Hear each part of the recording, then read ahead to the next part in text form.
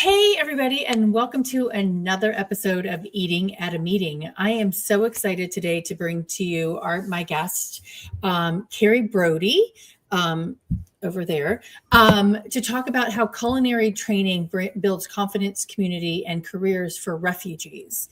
And before the show started, and when I was prepping to get ready for the show, it reminded me of a story from last May. I was managing food and beverage for an event in Orlando, and one of the servers and I got chatting in between food functions, and he said to me, I came here to the United States, and I don't remember from where, not speaking a lick of English, and not he didn't have a family or anything. He just came here, and he got a job in a hotel as a banquet captain or banquet server. And as he's been here for 38 years, I believe, he taught himself English. He got married, and he's put 4 kids through college, working as a banquet server in hotels. And I just think this really ties into, Kerry, what you've built as the founder and executive director of Emma's Torch. And Emma's Torch, for everybody to know, has locations in New York City and Washington, D.C. And since its founding, which we'll find out more about what it does, has worked with over 600 students, generating more than $25 million in increased wages for those graduates. So welcome to the show, Kerry. Thank you so much for having me. I'm so grateful to be here. Thank you. We were talking about that story, and you actually said it sounds like one of your students as well, which is kind of amazing. But can you tell us what Emma's Torch is? I didn't describe it. I just said who you were. I love it. So Emma's Torch is a nonprofit social enterprise. And what we do is we provide culinary training and job placement services to refugees, asylees, and survivors of human trafficking. And we do this all within the context of our existing food businesses. So we have 2 cafes and a catering business in New York City and a catering business and a cafe down here in Washington, D.C., where our students are learning on the job as well as in the classroom before we help them launch new careers. That story really resonated with me because so many of our students come here and their story is so similar to so many others of coming here, wanting a better life, wanting to work towards their goals. And I'm grateful that Emma's Torch gets to be a part of that process. How did you come up with this? I mean, I'm looking at your resume or your bio that you sent, and I'm like, you graduated from the Culinary Institute of Culinary Education. You've received a Wusthof Award for Leadership and was named a graduate of the ACCSC Graduate of the Year. You have a master's in government from Johns Hopkins, and you have a bachelor's in Near Eastern Studies from Princeton. Holy moly. I mean, with all of that education that you got, did this formulate while you were in school? How did this come about? It's definitely not a straight line. And I think that oftentimes I look back and I at the time was so worried, like, what do I want to do with my life? What is next? How am I going to do this? And I thought I had an answer. I was like a Washington, D.C. kid. I was going to work in public policy. I wanted to be in the West Wing, like the TV show. Yes. I graduated and I was so lucky to get to have an amazing early part of my career working at both the Israeli Embassy and then at the Human Rights Campaign. And while I worked with tremendous people and I got to witness really huge turning points in history. I got to be at the Supreme Court when marriage equality was announced. And even despite all of that, I realized that public policy was probably not the space for me. I'm really impatient and I really wanted to be doing things on the ground. And at the same time, I would walk to work and I walked by a homeless shelter. So I would volunteer there in the mornings before work. And that was when I started having conversations with people about food. This is a muffin. What type of muffin do you like? What do we think is a morning glory muffin? Which is still a question that I have. We serve them here. And I'm like, what makes it morning glory? And I just remember those conversations changed the dynamic. It wasn't, I'm handing you something and you need something from me. It's, we have a connection. You and I are not that different. And a lot of my work at the Human Rights Campaign at the time was focusing on LGBTQ asylum seekers. This was in 2015 and 2016. And I had this crazy idea. Couldn't we change how we talk about refugees if we talked instead about our neighbors? I was really disheartened to be seeing that the state that I was living in, Maryland, where I grew up, signed a letter saying, no, don't resettle in our state. 27 governors signed onto this letter. I thought, how can we be living in a world where that is the case? And obviously at the time, I thought that 60 million refugees and having a cap on refugee resettlement at 80,000 was insane. I can't believe that we're standing for that. Fast forward nearly a decade, and that number of refugees worldwide has ballooned beyond 100 million, and that cap is much lower. But despite that disheartening reality, I think that there's a lot of work we can do in changing how we think about new arrivals. And so I was a really naive 25-year-old. I thought someone should do this and I would love to go work for them. And my husband asked me the most important question of my life, which is, why not you? What would it take for you to do this? And so I tease him a lot that was probably the worst question he's ever asked, because we moved to New York. I went to culinary school. He was recruited he did all the IT and dishwashing and emotional support you can imagine. But we created a community around this idea, and we were able to open, first it was a pop-up cafe for 6 months. Then we took on a new location, opened that restaurant. Then we opened the Brooklyn Public Library location. And we weathered the various storms that have thrown our way with really in the power of community to get us here. And now we get to be open in 2 cities. That is amazing.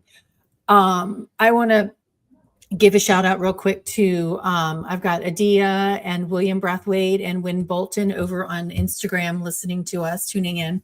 So anybody, if you've got questions for Kerry, let me know. So, I mean, that's a lot, in a short period of time, but I'm like, it's grown so much. And so 600 students, is it more than that now? I haven't checked the latest numbers, but we have worked with over 600 students. I think we're probably closer to 650 at this point. Okay. And it's really grown in scale. It used to be that we were working with 2 students at a time. Now we have 3 different program sites, each with between 7 and 25 students at any given moment. And we're not just seeing that, we're seeing the ripple effect of when these students become graduates, when they go start careers in other restaurants and then become supervisors, open their own restaurants, really pursue their own path. So it's really wonderful to see that ripple effect in action. What are you in the classroom? What are you teaching them? So in the kitchens, you're teaching them how to cook, but in the classrooms, what are you teaching them? That is such an important question, and something that we spent a lot of time on, because we realized that on the one hand, knife skills, how to read a recipe is super important and getting repetition there. But that's not the only, forget the pun, that's not the only ingredient. The other piece of it is we do a lot of work around employability, equity, and empowerment training.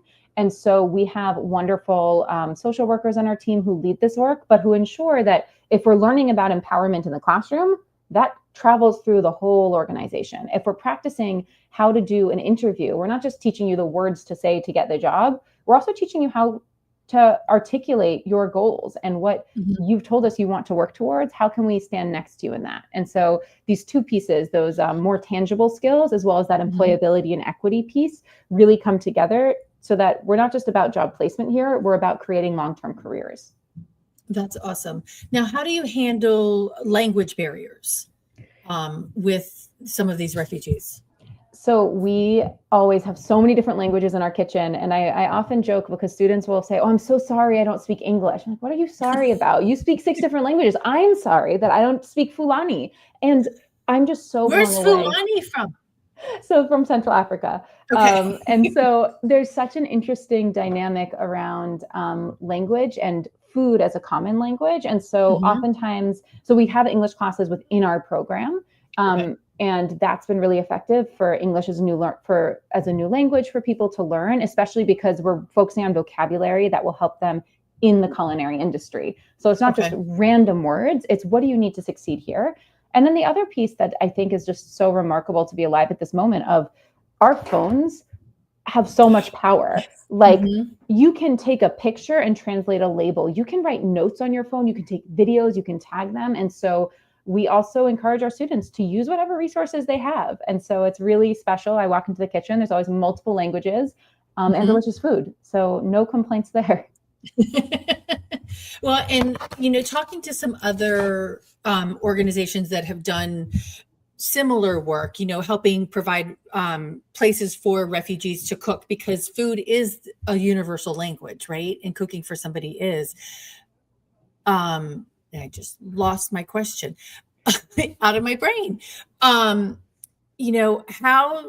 they can translate it and I really did lose my question. So I'm going to go back to another one. So the yeah, okay, I'm going to start with another question. What does it mean? What you're teaching also is fostering dignity and inclusion and belonging. And I'm going to bring a little bit of politics in there because we're getting a lot of backlash. And it's not just the US, but from other countries saying, we don't want, refugees coming here. We don't have the space for you. So how do you provide and help them feel that sense of dignity, inclusion, and belonging in what you're teaching them? I think it's so interesting how quickly we assume a notion of scarcity when there's so much abundance around us. I think for us, it goes back to, well, who are we named after? So our organization is called Emma's Torch, and we're named after Emma Lazarus, who wrote the poem on the Statue of Liberty. A lot of people know the line, "Give me your tired, your poor, your huddled masses yearning to breathe free." And what I love about it, aside from Emma Lazarus just being a fascinating individual, the poem is called The New Colossus, and she wrote it to raise money for the pedestal for the Statue of Liberty. So already we're like, wow, it's like the basis upon which liberty rests. But it's more than that. What does the poem mean? It's not actually about those people coming. It's about us. You want to be strong. You want to be the next Rome, the next anything of strength. It's the ability to welcome in the newest arrivals. That's it. That is what it means. So powerful. Yeah. So that's like what we're really focusing on. But I will say, like, that's beautiful in like the abstract. And then how do we live that in our day to day? How do we ensure that our students are welcomed into a space that one of our social workers told me, it's not just a safe space, it's a brave space. And that's really important in how we support our staff to support our students, how our guests come into the space and how they interact directly with students says a lot and sends a real signal to our students that what they bring to the table has value and that they are worthy of dignity just by merit of being. And we try and signal that to them in every way that we can, because we have to combat that other narrative, because that other narrative is not just harming our students, but it's harming us as a society. Every single one of us benefits when we accept that welcoming others is a sense of strength, not of weakness. Who are the people that you're serving? So we work with, broadly speaking, survivors of forced migration. So refugees, asylum seekers, survivors of human trafficking, people who worked with the US military in Iraq and Afghanistan, people fleeing because of who they are and who they love or their religious identity. But what's interesting is that is almost the label that we give because it's a visa status. But really who we're serving are individuals who want to build a better life in this country. And I think that that's the most relatable thing. It doesn't matter where you're from. Every one of us wakes up in the morning wanting to create a better future. And so our students are ages 18 to 65. They speak tons of different languages. Yeah, we have a wide range. About 60% of our students are women. Many of them are mothers, primary caretakers for their family. Some, it's the first time working outside the home. Others have advanced degrees and advanced careers in other countries. And so it's that similarity of purpose of we want to build a better lives for ourselves and our family and our community, and that diversity of experience that is just such a beautiful collaboration here. And how do they find you, or how do you find them? So through a couple of ways. One of the most important ones is that everybody should have the humility when looking at these problems. There's huge problems. There is no world in which one organization, one person, one entity can solve it all. And so we work with a network of organizations. So that means that we don't have housing access within our space, but we do have partners within the community and ecosystem of support, homeless shelters, legal aid clinics. And those partners refer clients to our program. But also over time, we've grown, and now about 40% of our students come through word of mouth. So one person will graduate and they'll mention it to another person at the shelter where they're living, or another person in an English class, or somebody at work. And so that's been really wonderful to see that network grow organically as well. And then where are the locations of your cafes, and so who are the guests that you're actually feeding? Yeah, so we have 2 cafes in New York and 1 in DC. And then we have a catering facility in New York as well. But our 2 cafes in New York are in the heart of Brooklyn. One is at the Brooklyn Public Library. So we frequently have people who have no idea that we're there. They're just coming to get books or to do one of the other amazing things that happen at the Brooklyn Public Library. And they just want really delicious food and great coffee. And we're there to give it to them. And similarly in Carroll Gardens, we're in the thick of it. We're surrounded by wonderful restaurants, many of whom are employment partners of ours. And so that also means that what we're creating, what our students are serving the community, has to be up to that standard. And we really hold ourselves to that standard. And it's a point of pride for us as well. And then we're in Northeast DC, not too far from Catholic University on Rhode Island Avenue. And so it's been wonderful to be here and get to know this community. This is our newest cafe. So we've only been here about 18 months, and it's just been a joy to get to know this area. I worked there a long, long time ago, 1985. Oh my goodness. Well, yeah. You've got to come check us out again. No, 85 was before I went to college. 95. Okay, gotcha. 95. Yeah, never mind. But I planned events and actually helped market the new phone system that was getting installed in all the dorms. So that's very, very old. What you describe your work as mission driven and data informed. Can you explain kind of what metrics matter when you're talking about the impact of what you're doing? Absolutely. I think there's an interesting dynamic within the nonprofit and impact space of, on the one hand, we know that numbers are not sufficient. How do you put a numerical value on somebody's smile, on a sense of well-being? However, numbers can get us close. And so we look at a couple of numbers, mostly as a way of making sure that we are actually delivering on the promise to our students, because we're asking somebody to give us their most precious resource, their time. We're asking them to dedicate 40 hours a week for 11 weeks and to trust us that on the other end of that, if they put in the work, we're going to be able to help them begin careers with upward mobility. And so in order to hold true to that and to really hold true to what we promise every student who comes into our program, we look at a couple of things. One is, do students graduate? We need to make sure that the program we have created serves the need of the constituents that we're serving. If we don't see a high graduation rate, well, that tells us something about how we're teaching. We're not delivering on that initial promise. So that's step one. Step two is, who begins a job and how long after graduating do they get a new paycheck? And so we hold ourselves to a really high standard. We have an average of 2 weeks between graduation and job placement. And we track towards a 90% job placement rate. We sometimes will have students who graduate and maybe have external needs that they need to meet. We keep our door open. Come back to us when you are ready. And then we look at wage growth over time. This past year, we had a 5 times increase of compared to pre-program earnings, which is just huge if you think about what that means for financial stability. And then we synthesize all of that. And this is where I get really nerdy on the philanthropic side of, we look at what is the philanthropic ROI. So if you're a donor and you give me $1, how much is that dollar worth in terms of increased wages next year, in 2 years, and then we project out to 10 years. And we track towards, in the first year, between a 1.2 and a 1.4x ROI. And then over time, we get closer to 10x is the goal. So in that 10-year span. So we really want to make sure that if you're giving us your support, that we're that we are maximizing it, not just in terms of what it does today, but how does that change somebody's life long term? And so far, we've created something to the tune of $23 million of increased wages. So that's not just about what that means for our students. That means to the community, to their families, to tax revenue. And so we hope that those metrics help give some context to also that amazing sense of confidence and those smiles that we see at graduation. That's amazing. And it kind of goes back to that first story that I said, the guy that came with he couldn't speak English. And then after 38 years of being here, he's put 4 kids through college. I mean, that increased revenue or a salary over those 38 years is huge. It's huge. And that doesn't happen overnight. I think that we want to make an immediate impact, but more than that, we want a lasting impact.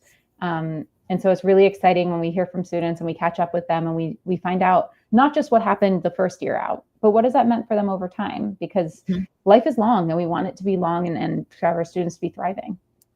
Well, and are there any stories, how this financial independence has transformed some lives of your students? Absolutely. We've seen so many different students go on to do tremendous things. One of my favorites is that one of our very first graduates in Brooklyn, a few years ago, I was contacted by a reporter asking for a quote. And I was like, oh, interesting. That would be nice about Emma's Torch. No. It was a quote because this person was being profiled in the New Yorker for their hot new restaurant that they were opened in Brooklyn.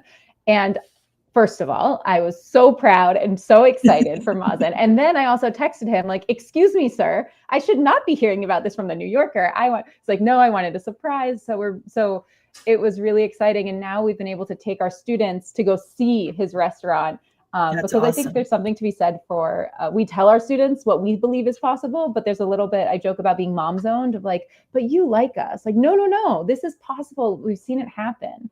Right. And we see that in so many different ways. Students, their excitement when they cash their first paycheck. I mean, it's just these little moments that give you confidence, that help you put another foot in front of the other, which just seems like these huge successes on the individual level. Totally. I mean, and just the fact that he's now sharing his story with your with your current students or potential, students. I mean, and the fact that there's a story about him saying, this is where I got my start, is huge. And so kudos to you. Thank you.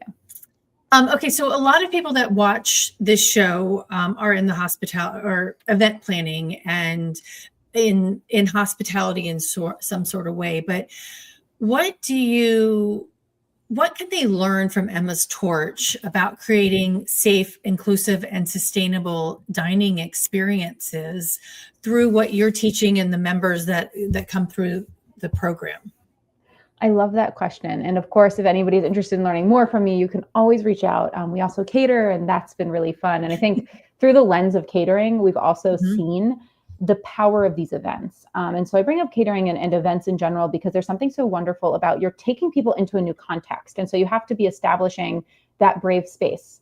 And I think that there's something transferable no matter who you are, whether you are showing up at a corporate event, at a wedding, at our bar mitzvah, which are all things that we have catered in the past.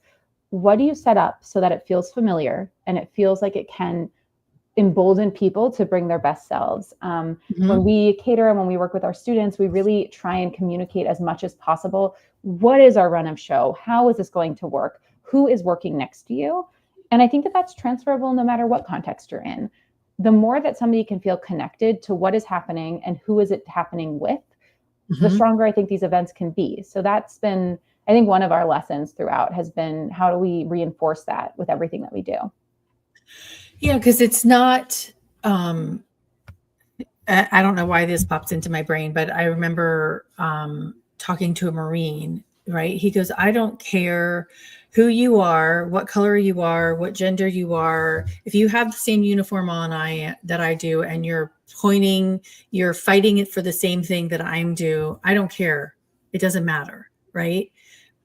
Because we're fighting for the same cause or we're working towards the same thing. And I think that resonates exactly with what you just said. Yeah, I love that. I love that example. And I also think that it helps you're not fighting each other. We can externalize, like, what is the challenge? And look, all of us have been at events or things where something's going wrong, and okay, but that's not against someone else. That is, what is this problem? And can we pass it together? I just think it's so important. Well, and actually that reminds me of another like catering related story that I posted a couple of weeks ago. I did an event at the JW Marriott Austin. And I had a gentleman text me or email me 2 days before he was coming from India saying, halal, can you feed me? And I immediately reached out to the chef, and he's like, yeah, here's my certification for my halal chicken. And he met with the chef when he got there. And then on that last day, he's like, I need to talk to the chef. I want a picture with him and thank him personally face to face for feeding me. And one of the things on that last meal that he got was that the chef realized that he had somebody from India as an intern on the team right now. And so he went down and chatted with that person and said, hey, what is a good dish from where you are that we can make him, etc. And so when they met, the attendee was like, the flavors, I couldn't believe that the flavors were so authentic, and that intern and the attendee ended up being from the same region of India. I'm like, how is that possible? But it just reiterated that how food matters. That's so real. And I think it's, food has a sense of place, of nostalgia, of belonging that is just, it's magic. I think it's truly magical. And it's exciting when we can harness that magic to build connections. How do you, just kind of based on that story and the backgrounds of your students, coming from all over the world, what kind of food are you teaching them to cook? And are they teaching each other, the foods of their nation, of their culture in the classroom? Yeah, it's a great question. It's something that we kind of strive to like balance in two different ways. On the one hand, our menu is pretty set because our menu is actually an execution of the culinary fundamental skills that our students need for jobs. So we need to keep that as this, like, I sometimes joke, it's like homework. Like, we need to make sure our students can do these certain skills in this progressive order. So the menu is very much informed by that. It's new American cuisine, but it is prepared by new Americans. So the flavors have those little global twists, those integration of different spices, that integration of different techniques, of things that are both familiar and new to our students, and therefore familiar and new to our guests. It's almost like this dialogue on the menu. And that also, we try and stay seasonal and local where possible. And it's a source of great creativity across our team and informed by our students. And then for when our students graduate, we say, great, you've cooked our menu, you've learned these building blocks, cook from the heart. What is it that you want to create in honor of your graduation? And we talk about recipe development and how do you manage your time and production. And there's a lot of learning that goes into that, like, really final exam. But there's also that exam, that element of heart. And we don't push our students that you have to cook something from your country of origin, or we ask our students to cook something that means something to you and to share why. And it's really beautiful what people come up with. Frequently it's food that has nostalgia, food that your mom cooked, your grandmother cooked, or that the community would come together and produce for big celebrations. And so that is also just a source of great joy for our whole team. We get to taste things that are delicious. We get to learn about cultures that we don't know as well. And it's almost like a real window into the soul of our students. That's awesome.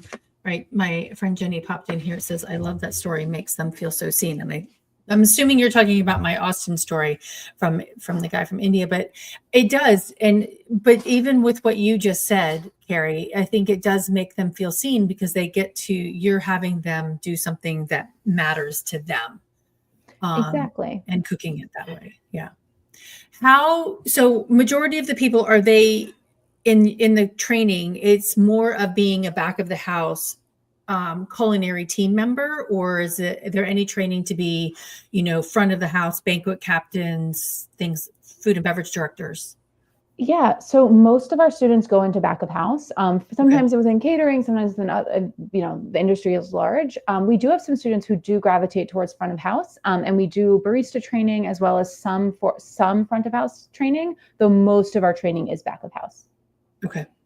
And that's knife skills, that's food safety. So they're getting all of those certifications that come with that. Yeah. Yeah. How, this just popped into my head, like allergens, like I'm sure you've got people from Europe and other countries, that have different allergens that are identified versus what we have in here. How do they understand those concepts?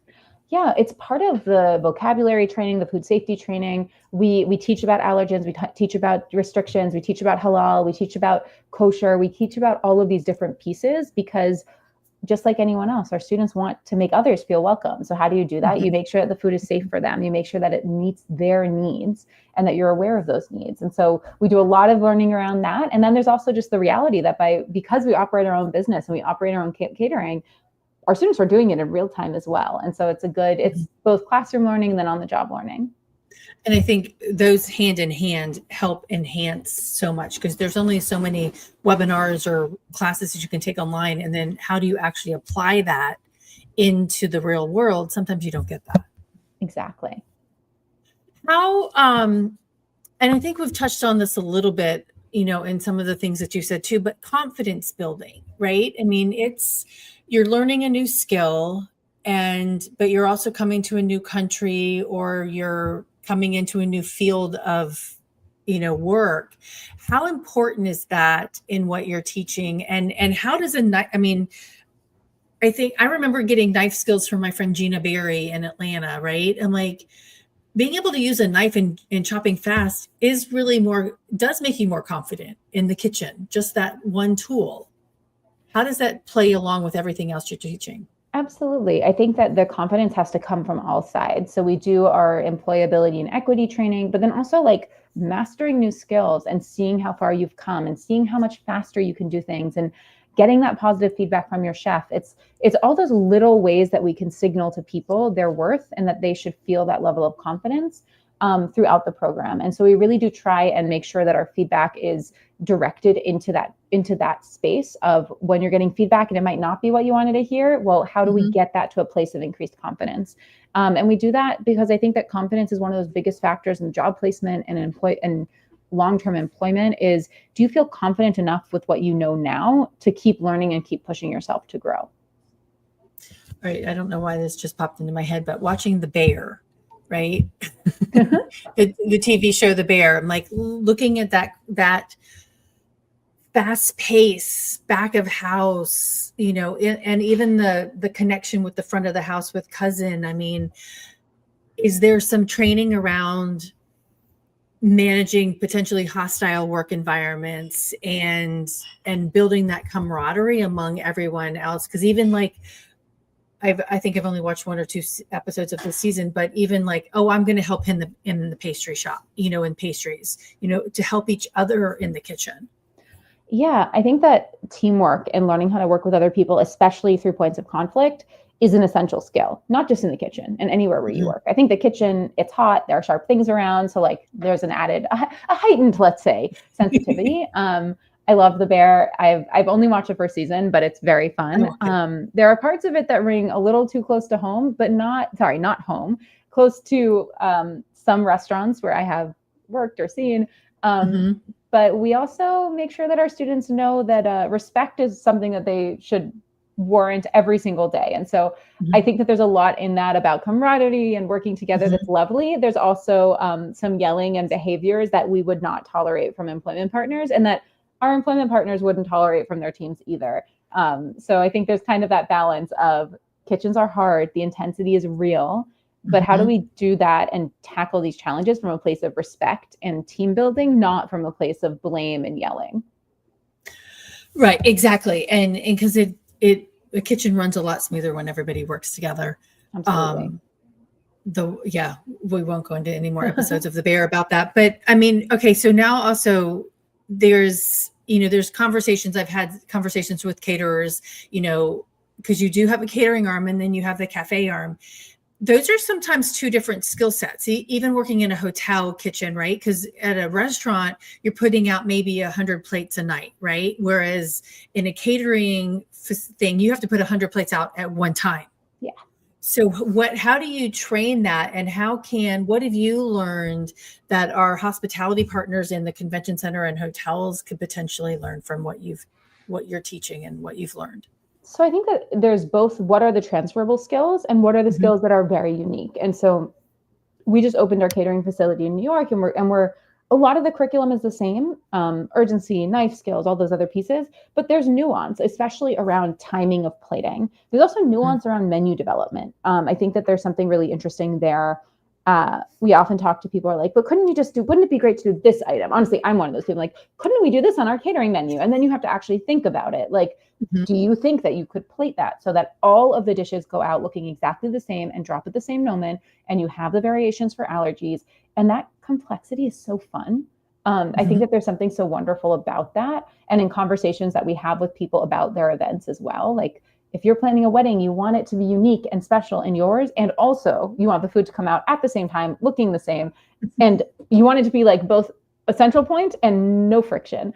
And so I think there's something really great to teach in that space. I also think it's an industry that part of the industry that lends itself to a lot of flexibility. We have some students from catering is a great fit because the hours are different than in a more traditional restaurant. And we have students who want to start their own catering businesses because it is something that a lot of them like, oh, well, I cook for my church, or I cook for my mosque, or I cook for my neighbors.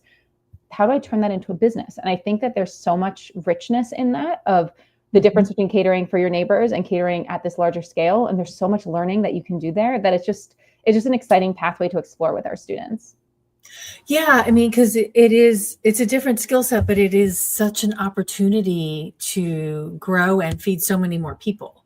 Absolutely. Right? And probably a little bit more flexible, like you said, in the timing wise, because you can say, oh no, I'm not open on weekends, or I only cater during the week, depending on what you're doing. Yeah. Yeah. What do you wish event professionals, based on your experience, understood about the opportunity to connect their food and beverage choices to the broader social impact? Yeah, I think it's something that we enjoy those conversations, because I think in general, when you say to someone, you can make a choice that serves multiple interests of yours. So you want an event that is going to be seamless, beautiful, and not cause you problems, to be honest. Like, you do Right. not want your caterer to be causing you problems. And you want something memorable. And I think that memorable is there an idea that can stick with people? Is there something beyond just the food on the plate that will resonate? I think that, catering is a major expense for events, period. We all know that. And so can you make that expense mean more? Can you tell guests and make sure that they know that your breakfast today, your dinner tonight, means more than just that moment of connectivity? I think it sticks with people. It's, that wonderful line from Maya Angelou, like, you're going to forget what people said, or but you'll never forget how they made you feel. And I think catering in particular, when you embed within the catering that greater mission, that greater approach, and it doesn't have to be with workforce development or refugee resettlement. It can be the environmental impact. It can be small business integration. It can be the tiniest choices communicated in an elegant way can make people feel different as they're leaving the table.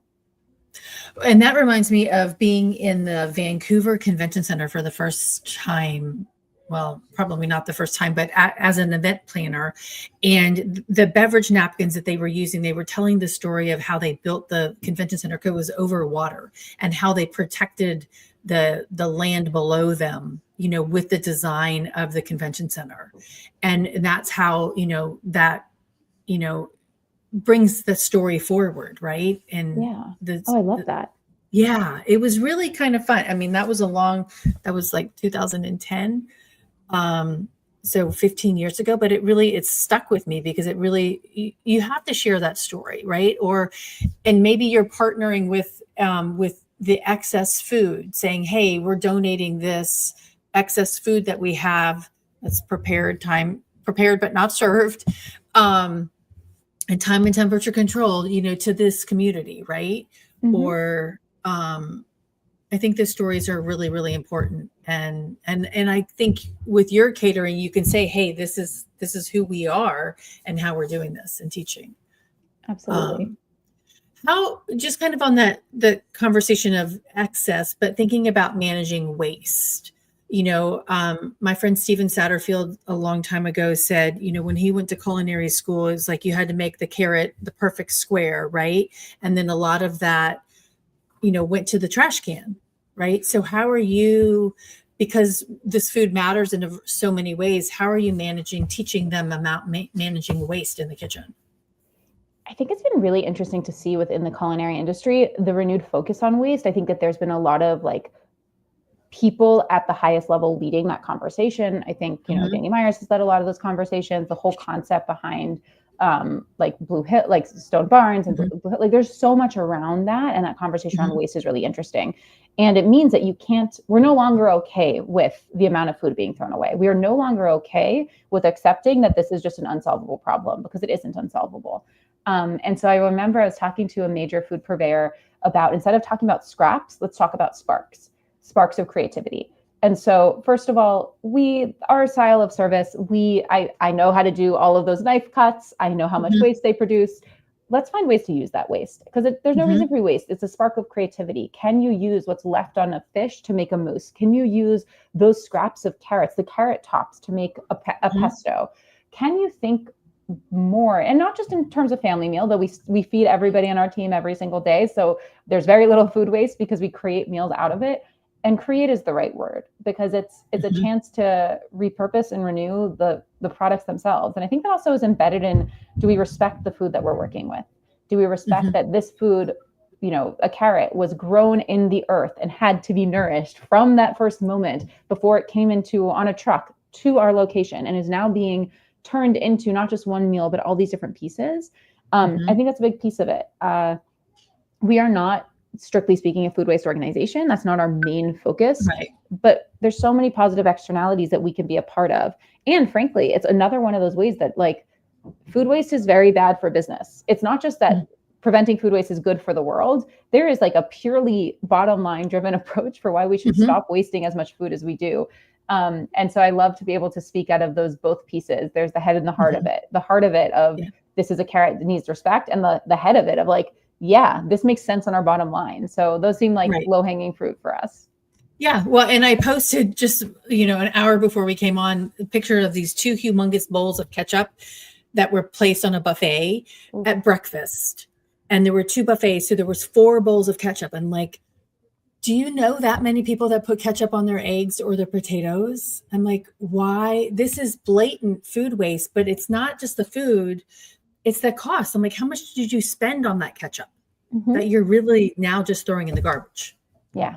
No, absolutely. Yeah. And I think there's some education that goes into that as well. Of like, you never want to run out of food, but also like, let's be judicious. Let's be judicious about it. So it's a balance, and we don't always get it right, but it's definitely something we're working on. But it's something to definitely think through. And I posted the picture of it, and somebody even said, yeah, they put 3 different types of sauces 6 times on a table for everybody. I'm like, so it's really rethinking some of those things that we have in that kitchen. And I think you've got that huge opportunity. I want to go back to that political, non-political question, but there's a lot of things going on in the world. How are and it goes back to that confidence thing. There's a lot of, you're working with a lot of refugees, and how are you helping them approach the current state of affairs globally, around being a refugee? Yeah, I think it's, I go back to a lot. Stacey Abrams used to say that she's not optimistic or pessimistic, she's determined. And I think that that's our team's approach in these moments. I cannot imagine how hard it is to be one of our students, to be somebody who's recently arrived in this country, and to be waking up in the morning to the types of headlines that we're seeing. And yet I feel a great sense of purpose and obligation because I get to work with those individuals. I have the great honor of walking into our space and getting to see them working in our kitchen. And so what we have been trying to as a team, especially now, is to really ensure that our students know that we are here for them as they are navigating these difficult times, that we're a resource. We know lawyers, we know different people who can help try and solve some of these problems, and also not to sugarcoat it because it's bad. It is very bad. It is very scary, and there's a lot of uncertainty. And we don't want to be overly Pollyannish about that because that also negates somebody's experience. And so we try and combat it through that shared idea of we acknowledge that this is terrible, and also we are not going to let it stop us, and we're not going to succumb to despair. And if you want to show up here and work with us, we are here for you. And if you can articulate what you need, we are here for you. And if you just need someone to sit beside you and to stand beside you, we're not going anywhere. That's awesome. Thank you.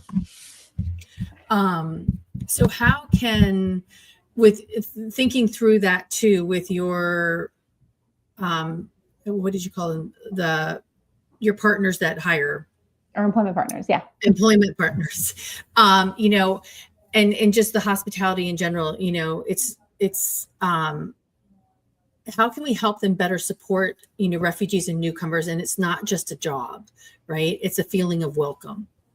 Yeah. I mean, I think that there's so many different ways. One of them is just to be proactive and vocal about committing to hiring. I think that not wanting to shy away from it. Hiring somebody with a diverse background is a net positive for your organization. It's not a nice thing to do. And it's not just the right thing to do. It is good for you. And so I think that coming at it from that place of not just, oh, you're lucky to have this job, but actually I am lucky to work with you, sends a really clear message. And I think that also being mindful that people who have recently arrived in this country are carrying additional burdens, and that can come out in different ways. So we really make clear to our students they need to tell employers if they're running late or if they have a legal appointment or all these other pieces, but just occasionally checking in and just making sure that you are being mindful that people are carrying burdens that you might not see. And we try and be that resource for employment partners who come to us and say, hey, I don't know how to ask this, or is this the right word? Or I don't want to offend someone, but caring is not going to offend someone. And we want to be a resource for people in that space. That's awesome. Okay. Some rapid fire questions. Bring it on. Okay. What's your favorite dish to cook at home? I love to make challah. It's we make it every week for Shabbat dinner, and for me, that's just like a real favorite thing to cook with my kids. And what is that? So it is a braided enriched dough. Frequently, people like it for French toast, but it is part of the ceremony of bringing in the Sabbath on Friday nights. So you have two of them, and my kids are really into braiding them, so it's been fun. Awesome. And how old are they? I have a 6, 3, and newborn. So sorry, the 6 and 3-year-old are like the into it. The newborn is just happy to be there. Well, congratulations on the newborn. Thank you. Thank you. What is the most underrated ingredient? Salt. People are just like, oh, whatever. No, salt is amazing. It is a game changer. You're curious about your dish, just add a little bit more. Sorry, not to ask your doctor, but like, it probably needs more salt. Even though our doctor says don't put some more salt on it, but yeah, so maybe don't ask your doctor. Just put just a little sprinkle. It's fine. What is your favorite cuisine to eat that you don't cook often? I really like, what don't I cook often that I like? I just love all food, really, but I just love bread and like comfort food, like just that. And I don't cook it enough because I feel like you have to make it in large batches. And but that's what I really gravitate towards, like bread and like really like rich comfort food. And going back to your kids, are they in the kitchen with you a lot? Yeah. My 6-year-old and my 3-year-old love to cook. Although they often like to bake, and I have started to realize it's just because they know that they get to taste the chocolate chip cookies. So like that's like I think there's a high motivation on the reward at the end of it. And chocolate chip cookies are good. Yeah, they're great. Okay, so what's always in your fridge? Always in my fridge. Eggs and milk. Those are like, need to have them. If that's like the limiting factor with grocery runs, always. And like multiple types of milk, because my kids, my husband, everybody is like, oh, milk, 2% skim milk, more milk, chocolate milk. Okay. All right. And last rapid fire question, but if you could travel anywhere for food, where would you go? Ooh, I'd go to Italy. Love Italian food. It's that carbs and comfort food, and just to explore more. And more bread. Yes. Yeah, exactly. Yeah, exactly. All right. So how can people get involved with, jumping back to the business aspect of that, of why we're here too, but how can people get in touch with Emma's Torch or work with Emma's Torch? Yeah, we are always looking to get involved with people, whether that is hiring our graduates, hiring us to cater an event, volunteering with us, or just coming in for breakfast and coffee. You can find us at emmastorch.org. You can also send an email to info@emmastorch.org. I promise it gets directly to me. So like really, I will get back to you. Even if it's just, we just got a nice note to that email address this morning saying, hey, I was reading the news and then I heard about you and it just made me feel better. And I've got to tell you, that really made everybody on our team so much happier and more motivated. And we shared it with our students. So don't be a stranger, and feel free to reach out in any of these ways. Okay. Well, and then there's Kerry's LinkedIn profile too. And kind of on that note, I mean, I knew this show was coming up, and I think I was just scrolling Instagram, and there's Katie Couric talking about you on her feed. And so that was fantastic. We were really grateful. She's a tremendous supporter, and her daughter have been involved in our work. And we're just, anytime anybody wants to spread this story and to bring it to more people, we're just so grateful.